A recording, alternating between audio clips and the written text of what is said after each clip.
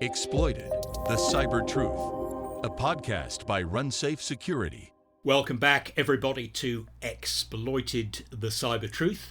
I am Paul Ducklin, joined as usual by Joe Saunders, CEO and founder of RunSafe Security. Hello, Joe. Greetings, Paul. Great to be here and really look forward to today's discussion. Yes, we have not one but two special guests for this episode. We have Mario Zuniga and Matt Janson of MITRE.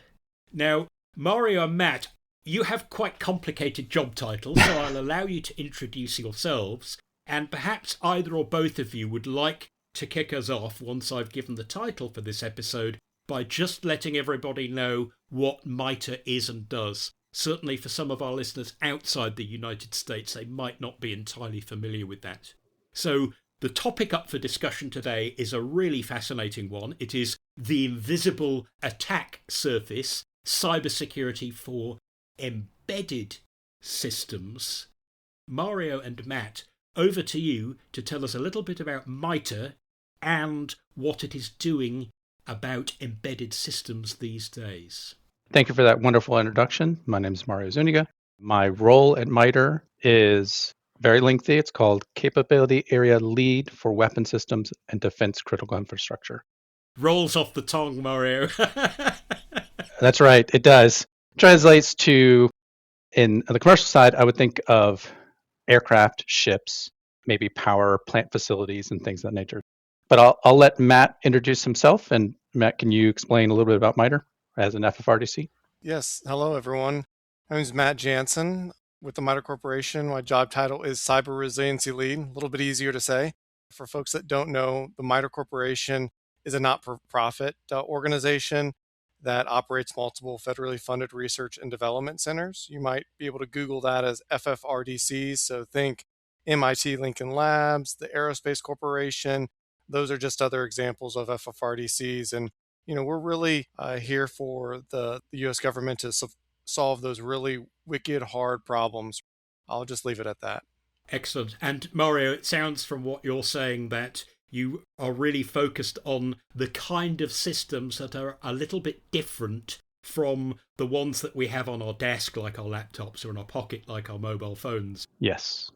Embedded systems these days do power everything from things like aeroplanes, ships, and so forth, industrial controls in factories and manufacturing plants, all the way up to defense. Indeed. But somehow they seem to get less attention publicly in the media from a cybersecurity point of view than those traditional IT systems that we're all already quite familiar with how to keep up to date and patch. So why is that? Why aren't we as passionate about embedded systems perhaps as we are about our own mobile phone?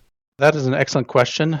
One that I've been focused on for about 5 years now, since I've joined MITRE. I would say by and large, a big problem is tied to mindset. And I think you just hit on it, that when people think of cyberspace, they often think of your laptops, your desktops, your Dell servers, your Cisco routers. My understanding that predates me is when cyberspace was first created decades ago, now at this point, security wasn't designed into it. But when it was quickly adopted by industry, the banking industry, maybe communications industry, very creative individuals started hacking these systems. And so security became a necessity to protect the services that industry was developing or providing. I think it's a mindset problem that goes back decades, that we as a people or society tend to think of cyberspace as the technology that we're using to have this conversation today, and not Teslas as an example, or maybe your HVAC unit, Nest devices you can remotely control and through your phone. All this connectivity that does have a foundation in the IT side is largely overlooked. This operational technology, these embedded systems are not thought of as extensions of cyberspace. To me, it's a very long way to say, I think it's a mindset problem. It's almost as though there's a sense of out of sight and out of mind. Yes. If you receive some spammy or fishy message in your email, that affects you personally. It's right in your face. Right. But when you think about things like pump rooms or factory welding machines. They don't feel like they're part of the internet. Right. But these days, they very much and very often are, aren't they? Oh, absolutely. So what makes those systems, if you like, physically, technically, and perhaps intellectually different from traditional IT environments, apart from that out of sight, out of mind? What other significant differences are there in how you design, build, install, and manage them compared to a traditional IT network? As you said, out of sight, out of mind. In some cases, you could have organizations that are acquiring these embedded systems and not maybe have a cyber person involved in those acquisition decisions. They're not looked at as traditional IT. And so, since they don't look like traditional IT, they don't follow the same rubric when you're acquiring these systems and managing these systems from like a cybersecurity standpoint. I think that's huge. Yeah, and I'd just add to that, there's a couple significant differences, especially in the industries we talked about, whether it's communications or transportation, even defense. It's also very, very hard to update these systems. There ends up becoming a backlog of patches for vulnerabilities that might develop over time. These systems are built to last 10, 20, 30 years, and they're not necessarily operating on, shall I say, an old term, internet time, where you can do patches and updates multiple times a day. Fundamentally, we're not looking at Ethernet based networks that are using Nessus scans that might be used in traditional enterprise IT infrastructure. And there's no credential stuffing.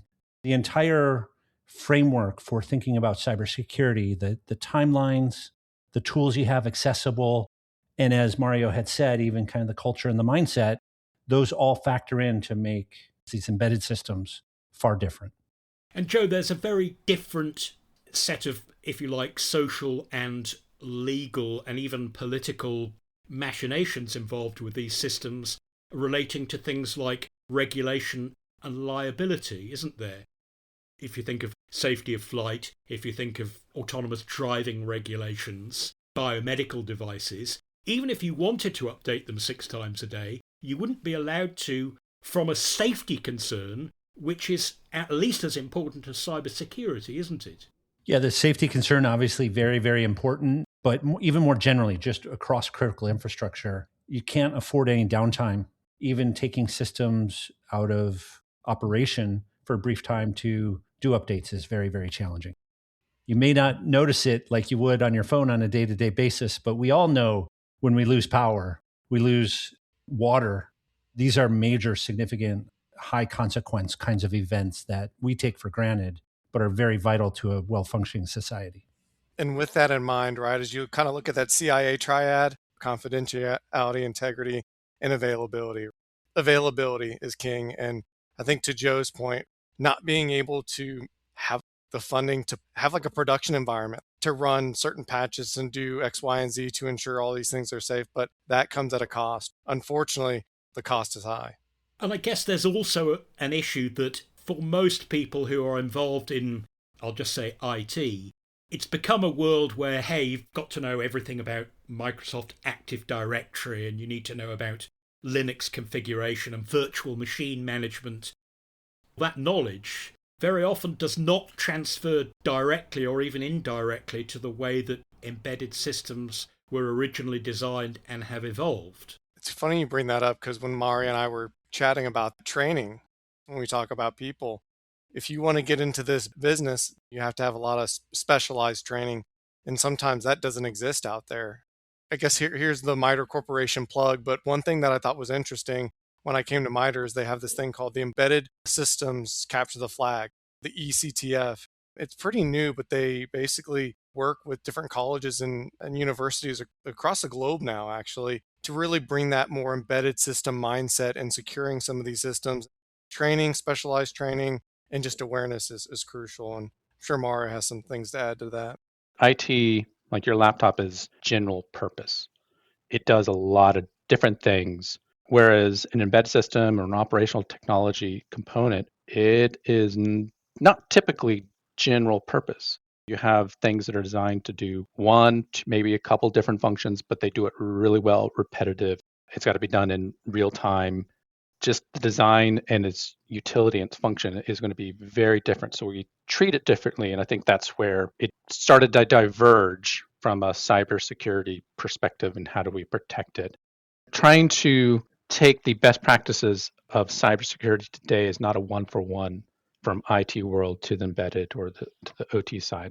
What we're describing between IT and embedded is going to be similar, but it's how they're used, how they're operated, how they're maintained, and how they function are different enough that it's just not a one-for-one. It's almost as if in IT, we have the risk management framework. It's almost as if we need a framework for OT. And I don't know if the folks from MITRE have thoughts on that. We do. We have a lot of thoughts on that, Joe. When it comes to embedded systems in particular, one of the things that I think, Joe, you were hinting at was the embedded system threat matrix that we just made public a couple months ago. We pronounced it as the STEAM. We were asked to create something very similar to MITRE's attack framework, which describes adversary behaviors or tactics and techniques in cyberspace. The original attack framework, which used to stand for adversary tactics, techniques, and common knowledge. This framework got its start on what we describe as the enterprise side, which translates to essentially IT. So Windows, Apple devices, and Linux. And Mario, a lot of the terminology in that attack was very much Windowsy and Linuxy, wasn't it? Yes. And that doesn't map very cleanly at all onto embedded systems. You don't want to have 20 different users competing for a pump room switch. No. It's quite a different challenge to map out the kind of threats that exist in a world like that. Correct. We've been working on it for a number of years. We finally made it public. As the title describes, it's focused on an embedded environment. We took a very broad perspective on that, where we wanted to be inclusive of embedded systems, operational technology, basically non-IT, where we saw that there were gaps on the MITRE attack family, if you will, at the time. And so we created this additional threat framework, threat matrix, that is meant to help with standardizing the language. When you say spear phishing, the term came up before MITRE, but we adopted and incorporated.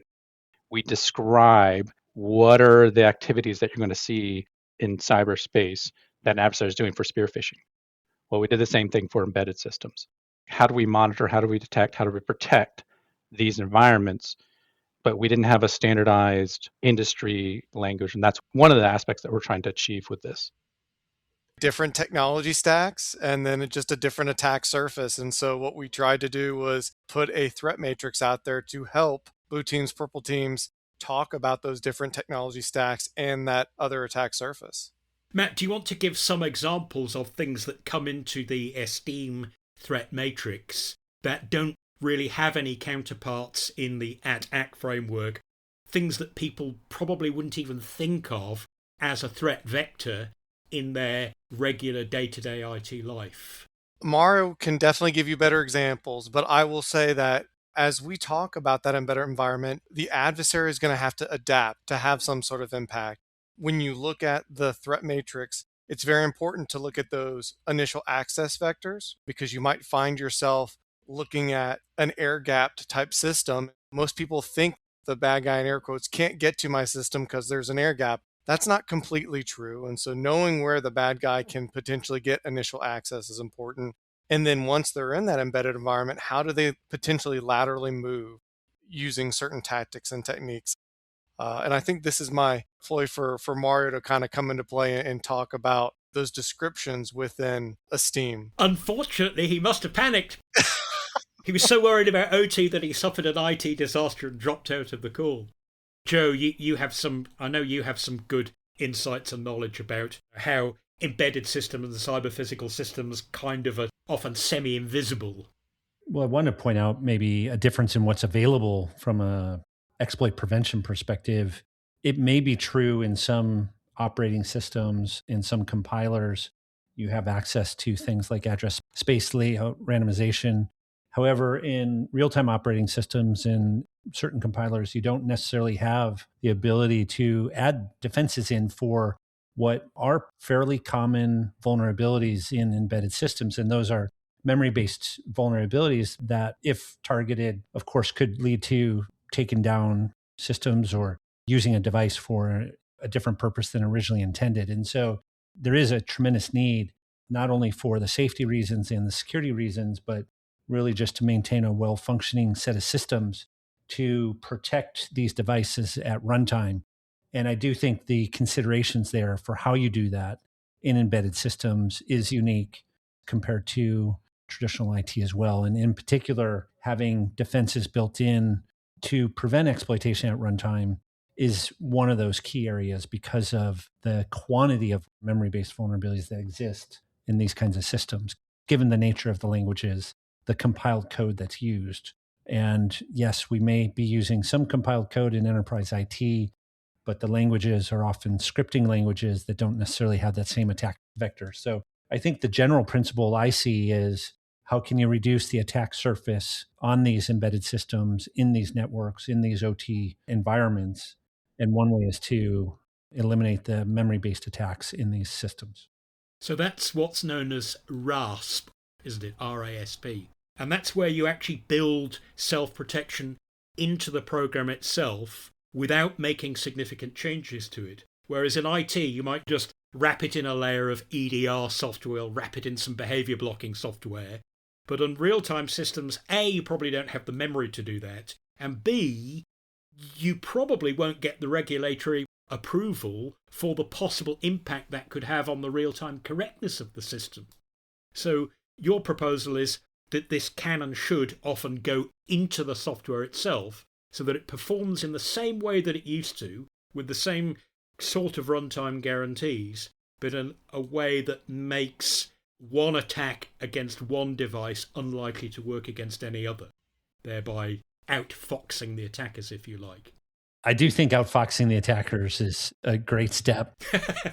And the issue is, we do need to look for ways to eliminate entire classes of vulnerabilities, because without an asymmetric shift in cyber defense, it just continues that we are chasing one vulnerability or one exploit to the next. And that's just an exhausting thing that doesn't really work in an environment where you can't always patch. So I do think building protections in is the key way to go. And when you say can't patch, sometimes that's because by design, the thing does not take over-the-air updates, and somebody has to go there, and it's 275 miles away as the crow flies, on the top of a very high mountain. It isn't like patching a web app or updating your mobile phone, is it? We're absolutely stuck with trying to improve the self-resilience of the software that's there in the first place, the sort of strength to resist attacks, not just for days or weeks, but for months or years or even a decade. Is that achievable in real life? I think it's achievable, and I would just point out the problem that I've seen with some of our customers at RunSafe, which is they simply have a baseline software image that they are going to support for a period of time. It could be 1 year or 2 years or 3 years, and they are backing up all their new features that they're going to release for 2 or 3 years. That includes patches. That also includes any new features. And so once they go through that 3-year life cycle and they ensure that the safety requirements are met and the security requirements are met and the features work and do what they're supposed to do, it finally does get released. But what it does is it leaves a window of opportunity for exploitation. And then you add on top of that, some users of those software updates may not actually apply the patch for another series of months or what have you. So there's just a tremendous window of exposure that puts these systems at risk. Joe, you make a good point.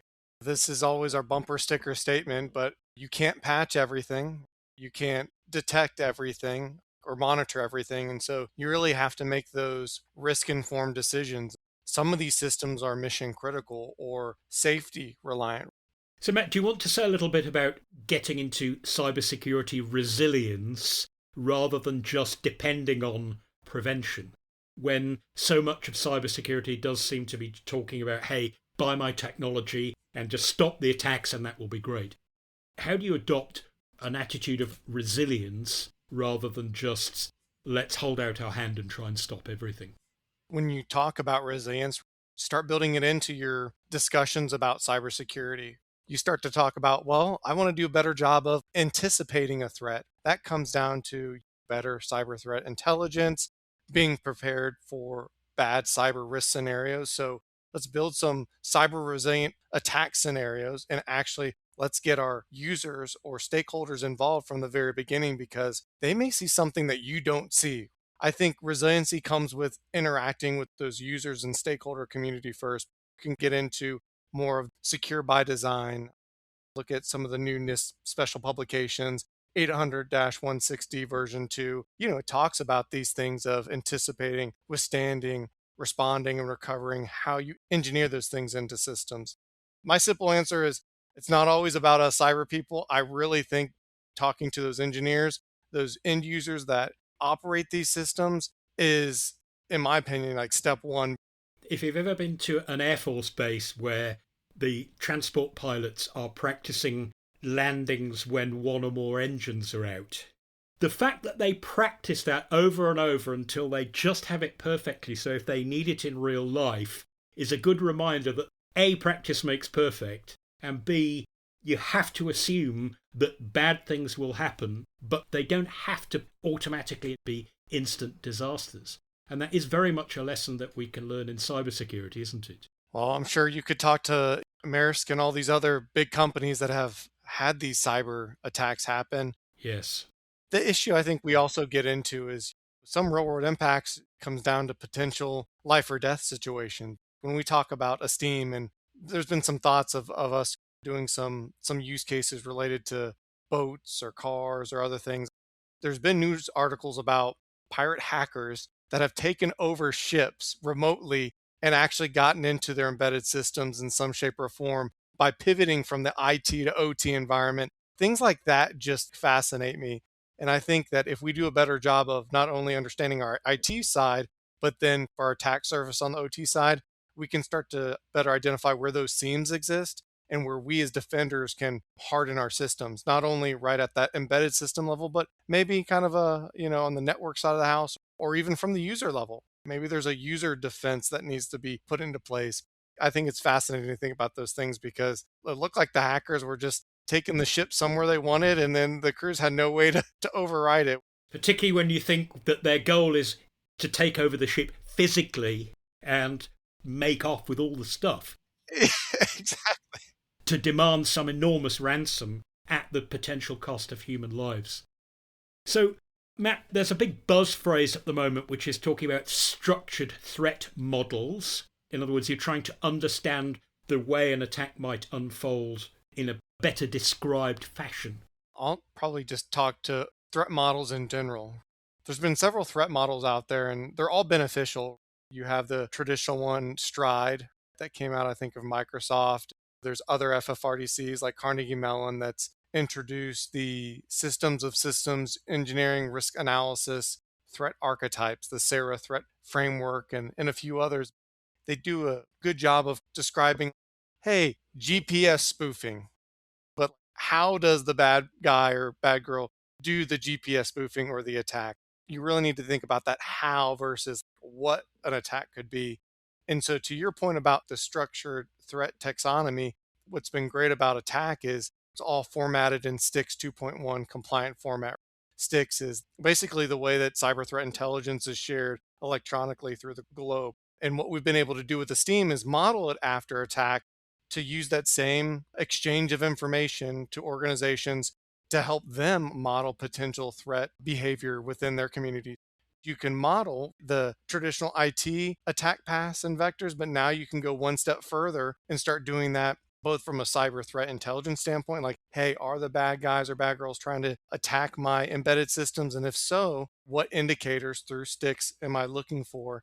And then I can also start mapping out those attack paths so you have more of a holistic view of your IT OT space. So presumably the idea is not to just have a good idea of what could go wrong, but also to have a consistent vocabulary with which to speak about it. Definitely. So that when you take a part of the problem and then discuss it with someone else, you basically start out on the same page. Before I knew attack, when you would talk about an attack lifecycle, I wouldn't talk in terms of initial access, lateral movement, persistence, impact. That just wasn't in my IT vernacular. And so through using a cyber threat matrix and this common taxonomy, it's been extremely helpful going into rooms with both non-IT people and IT people and having these discussions. Let's open up the description. This is what I'm talking about. This is how the bad guy would do this tactic and technique. And it does go a long way. So it doesn't stop you producing well-crafted plain English prose that gives a description of what you're trying to do, but it does give you some, if you like, specific points that you can call out at the end of your description that allow people to know not only what kinds of attack you've been talking about, but also to chase down examples where they've happened before, so learning from history, and also techniques that you can use to actually prevent or remediate them in future. Definitely.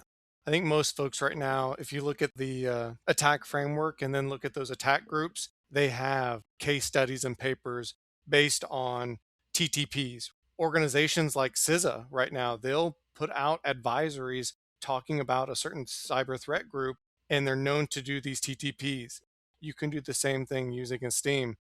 I'd say we don't always see more of those embedded system cyber threat advisories, probably for multiple reasons, but you do start to see some of those popping up now. If you go to CISA's webpage and you look through the threat advisories, I think just last year there was one related to the aviation system, and they were talking more OT things versus IT. I think this is just one of those cultural things that as we do a better job of training our folks and then giving knowledge bases like Esteem to others, we're just going to continue to improve the way we defend our systems. So, gentlemen, I'm conscious of time, so I'd like to finish up by asking a question to either or both of you, and that is looking to the future and what we need to do next.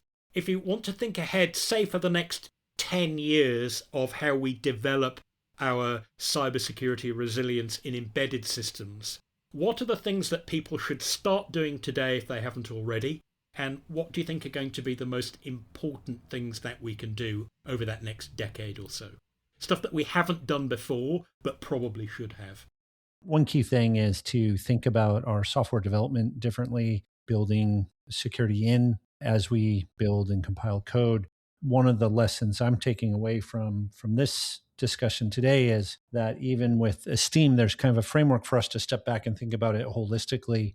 To Matt's point earlier, it's not simply the cyber defense, but how you recover from that and how do you become resilient. And to your point, Paul, around safety earlier, I think all those are very, very important. And as I look down the road, that is going to be different. And we're already starting to see this. And we can't go a podcast without talking about AI, but I'm very, very concerned about the ability for AI to find vulnerabilities faster than we can patch and to develop new exploits faster than we can patch. When there is a well-funded adversary of whatever nature looking to compromise systems, it turns out that the costs are going down to find those vulnerabilities and develop those exploits. So I do think we need to think about the 5 and 10 year horizon much differently, even than we're thinking about it today. And part of that is the framework that we talked about. Part of that's the culture that we talked about. But it's kind of an urgent call to do something today. And my view is to focus in on your development practices most urgently so that we're producing the highest possible quality of code and we're incorporating security into the processes so that we're not trying to chase AI exploits like we're chasing patches today. Joe, you're spot on. Because we live in the cyber realm, do we ever have just a day where we can kind of take a breath? I don't know if that's the case because, like you just said, we're always chasing something. And so the less chasing and the more focused time in certain areas to improve upon, the better. So completely agree with you there. And AI, that in itself is a huge problem. Defenders, we need to think like that now, and we need to some degree up our game. We need to truly know our systems, both IT and OT, using the things that we've talked about today. We need to really do a better job of our attack path analysis. What is the most likely, maybe most dangerous attack paths that we really need to focus our time and effort on, and then just continue to reduce the risk. The risk is never going to go away completely, but you're going to have that focused time to do those things that make a difference. Where do either or both of you think that laws relating to liability, such as some of the clauses that are in the EU Cyber Resilience Act, might change the game and maybe act more as a bit of a stick than a carrot to get us to take cybersecurity more seriously from the start? Money talks, right? Money's business. I just hope it doesn't become one of those things where there's enough money to pay off the cyber thing from happening, and then we go back to a point where we just don't care about cyber. You know what I mean? Absolutely, because that's kind of what happened for a while with ransomware, isn't it? It did. Where people are going, you know what, I could just restore my backups, but that might take 3 days. Maybe I'll just pay them $400,000 in bitcoins and try and keep it quiet. And that really set very low standards for the world, didn't it? We need to get out of that. It did. I'm not saying liability is a bad thing. I would probably be on the side of, yes, that sounds good because money talks and we want to put some sort of financial motive to do better cyber. Yeah. But I think it's going to take more than that. Yes, I'd agree with that, because if you just rely on liability, then you might still get people who go, you know what? If it all goes up in flames, I'm going to be liable for so much that I'm going under anyway. I'll actually roll the dice instead of saying up front, I want to do this properly regardless. Joe, as you like to say, we want to elevate the game, not merely to improve it. Well, gentlemen, that was a fascinating discussion. It's so lovely to hear from MITRE, a group where the federal government of the United States puts in some money for the greater good of all to fight against attackers, whether they're cyber criminals or state-sponsored attackers. Yeah, I just want to say thanks for having us on. Really appreciate you doing this, Joe, for reaching out and really helping just get this awareness out there. No one's going to use it if they don't know about it. So thank you so much for having us. Absolutely. If you haven't looked into Esteem yet, especially if you're already familiar with the attack framework, then please go and take a look today. So Matt, where should people start? All you have to type in is estm.mitre.org and you'll get to the Esteem website. ESTM, I see what you did there. That's Esteem. Yeah. Now I owe the Esteem gods $5 because I'm not supposed to say ESTM. I'm supposed to say Esteem. Thank you so much, and thanks to everybody who tuned in and listened. That is a wrap for this episode of Exploited, the Cyber Truth. If you enjoy this podcast and find it useful, please subscribe so you know when each new episode drops. Please like and share us on social media, and give us a nice good review on your favourite podcast feed. That really helps us get the message out to everybody. So once again, thanks to everybody who tuned in and listened. And remember, stay ahead of the threat. See you next time.